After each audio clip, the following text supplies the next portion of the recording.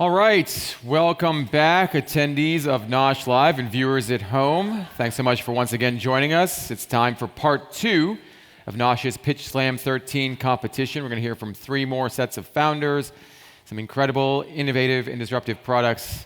I can't wait, so let's not wait. Up now we have Lisette Howard and Katy Tucker, the co-founders of Sunnie. Come on up.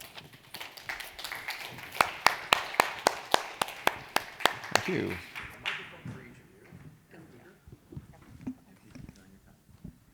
Okay. Hi, I'm Lisette. And I'm Katy. And we are the founders at Sunnie. Katy and I met in a Mommy and Me group in 2013 when our eldest were just 2 months old. We now each have 3 kids apiece, all under the age of 9. And Katy and I really just bonded over our love of food and cooking for our families. And when we started sending our kids to elementary school, we realized that we not only had to send them with lunches, but we had to pack them snacks every day. And with 3 kids apiece, that's over 3,200 lunches and snacks we send every year. And when we went to the grocery store, we realized that we could find ourselves a fresh salad or sushi, we could find our baby's fresh baby food, we could even find our dog's fresh dog food.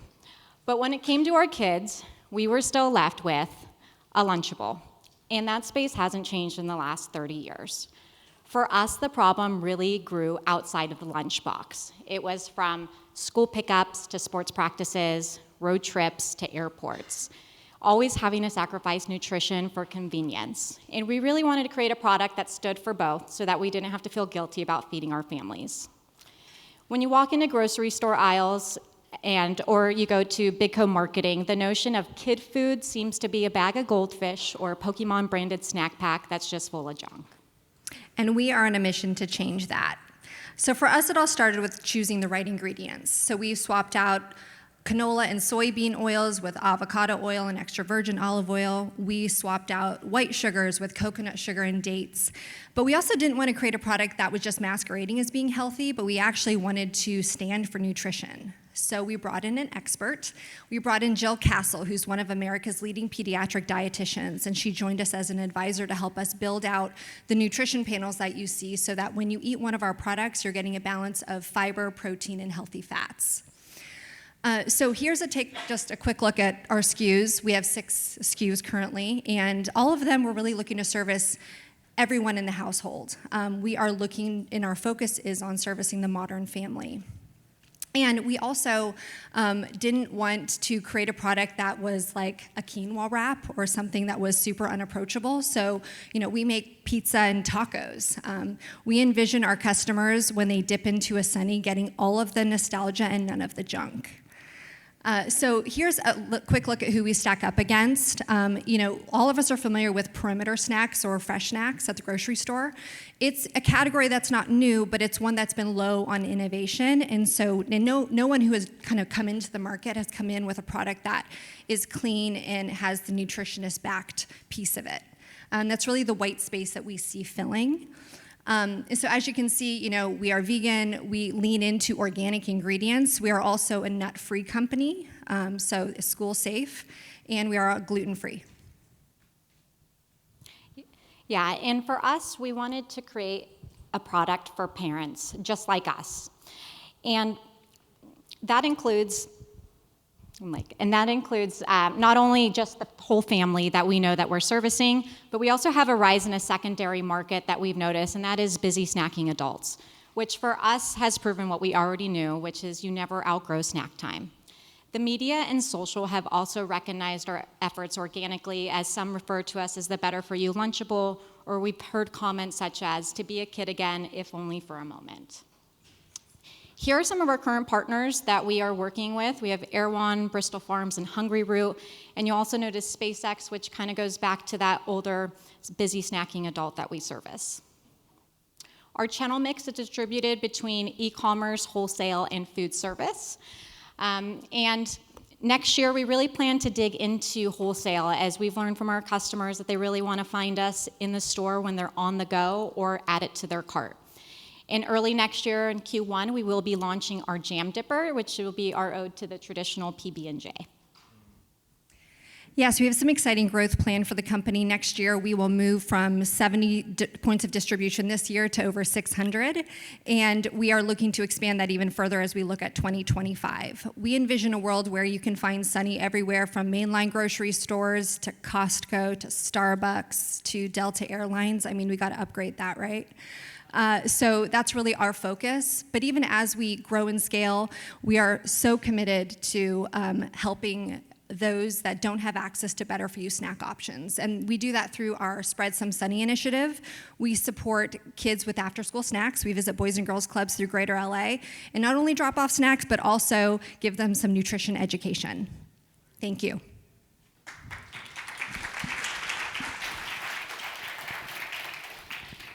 Very well done. Okay, if you can just slide up here. So there we go, perfect.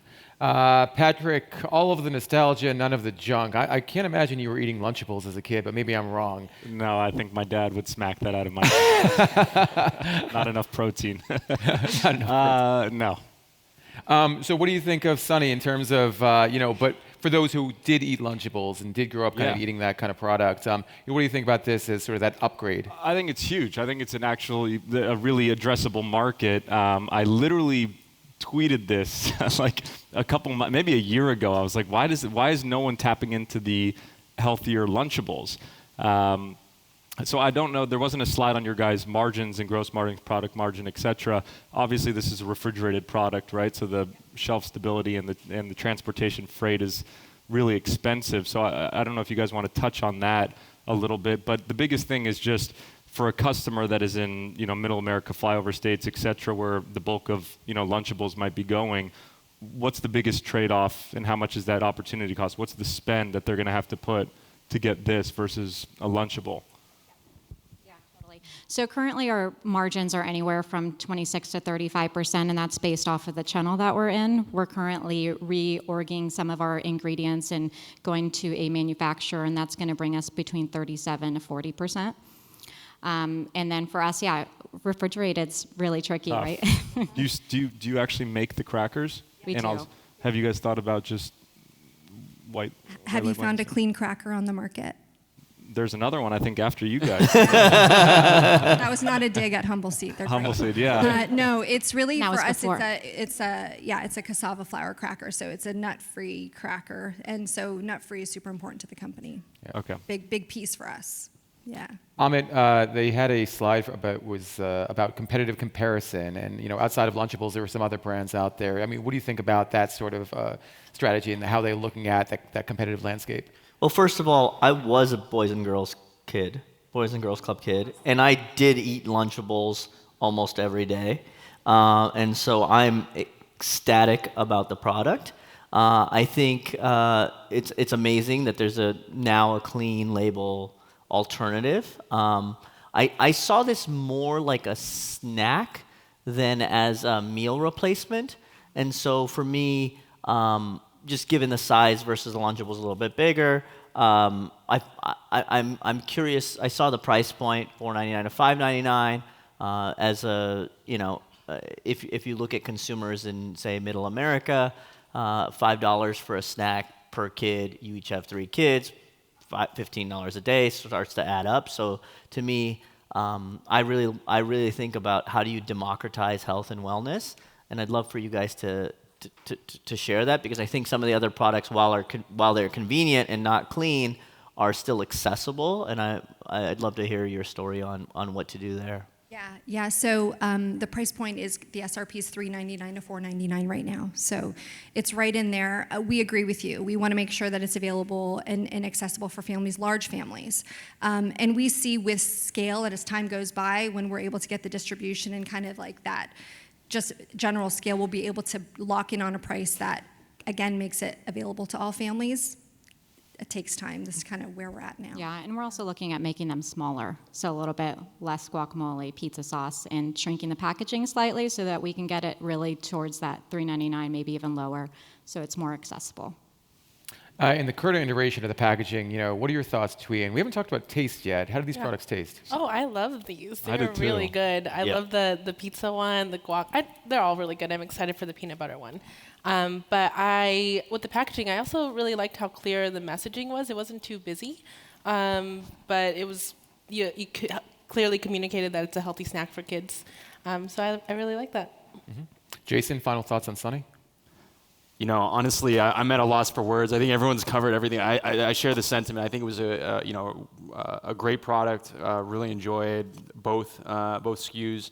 I thought the packaging was great, and I think the direction you guys are headed, especially heading into convenience, being in those places where you can really tackle that kind of on-the-go occasion, that spur-of-the-moment thing that consumers, especially adult consumers, will be looking for. Is right on. So, I wish you guys the best of luck and super excited with it. Thank you. Excellent. Thank you so much. Yeah. Well done. Thank you. Pizza one was really good.